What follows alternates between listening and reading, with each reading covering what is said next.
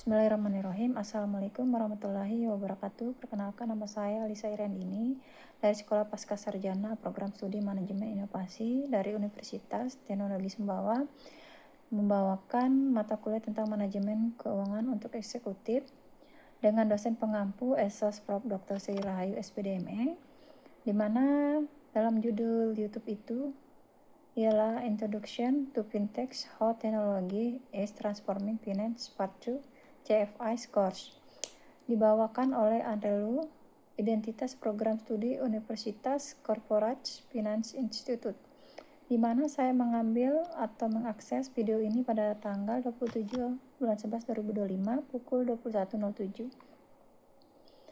Online payment dan digital wallets merupakan fintech mengubah cara dunia keuangan bekerja, di mana teknologi digital membuat layanan keuangan menjadi lebih cepat, murah, efisien, dan dapat diakses oleh lebih banyak orang. Inovasi ini mengubah cara baik perusahaan, investasi, dan lembaga keuangan beroperasi.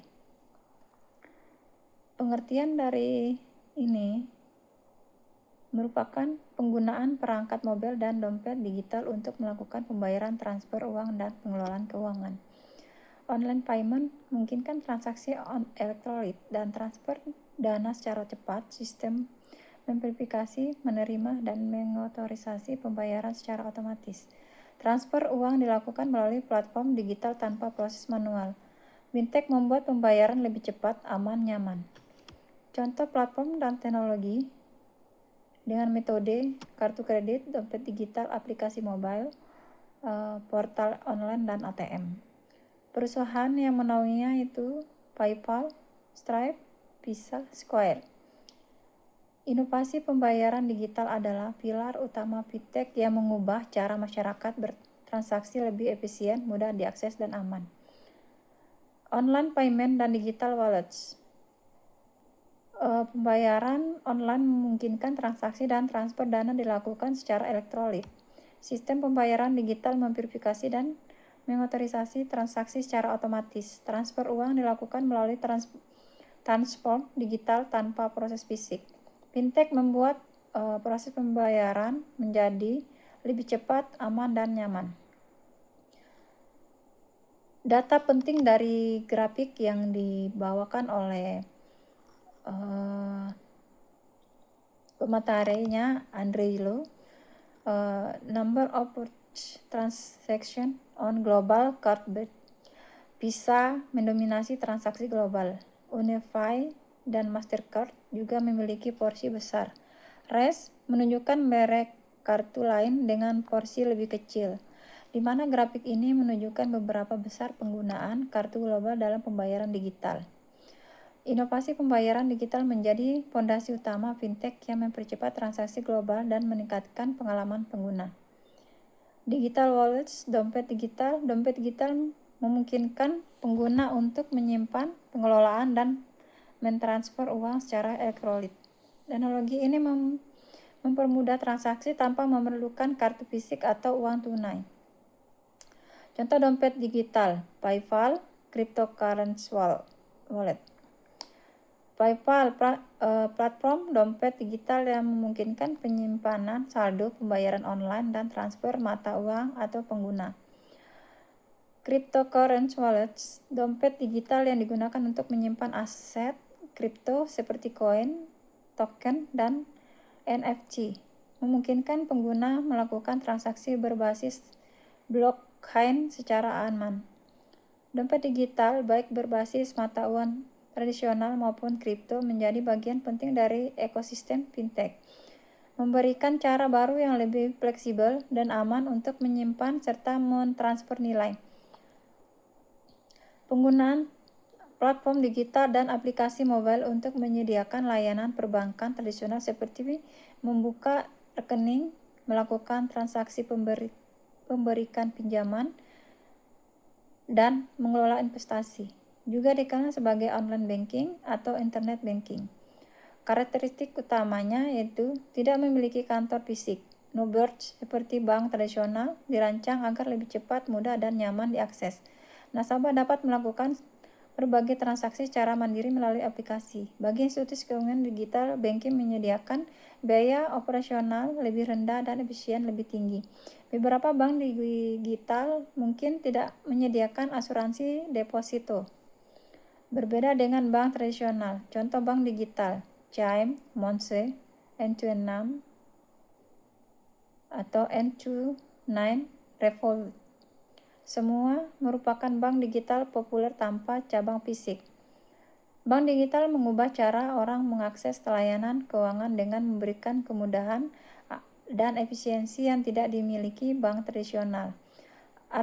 Alternatif funding atau financing, inti materinya itu alternatif funding adalah pendanaan non-tradisional yang tidak berasal dari pinjaman bank konvensional.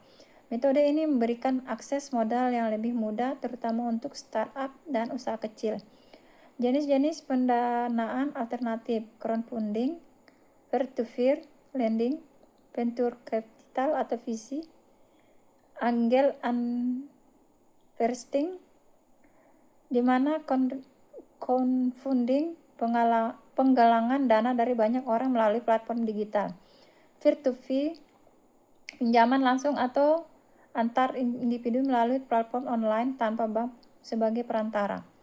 Venture capital, VC, intervensi atau investasi dari perusahaan modal venture kepada startup berpotensi tinggi. Angel investing, pendanaan dari investor individu yang memberikan modal tahap awal. Online lending, didanai oleh perusahaan fintech lending, menyediakan pinjaman langsung kepada peminjam. Biasanya menawarkan bunga lebih rendah, syarat lebih fleksibel, dan persetujuan lebih cepat dibanding bank. Pendanaan alternatif memberikan cara baru yang lebih fleksibel bagi bisnis dan individu untuk mendapatkan modal di luar jalur perbankan tradisional. Alternatif funding atau finance P2P lending. Alternatif funding adalah metode pendanaan non-tradisional di luar pinjaman bank. Fokus slide-nya itu di sini adalah P2P lending, yaitu pendanaan di mana investor individu memberikan pinjaman langsung kepada peminjam melalui platform digital.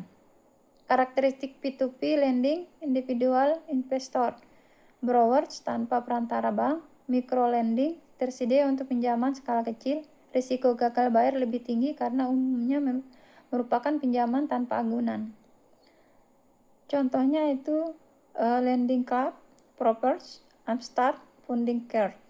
Platform ini menghubungkan investor dan peminjam secara digital. P2P lending memberikan akses pendanaan yang lebih mudah dan cepat melalui platform digital, sekaligus membuka peluang investasi baru bagi individu. Alternatif funding atau alternatif finance adalah metode pendanaan non-tradisional, bukan pinjaman bank atau lembaga keuangan konvensional. Crowdfunding berarti mengumpulkan dana dari banyak orang melalui internet untuk mendukung suatu proyek, usaha, atau ide.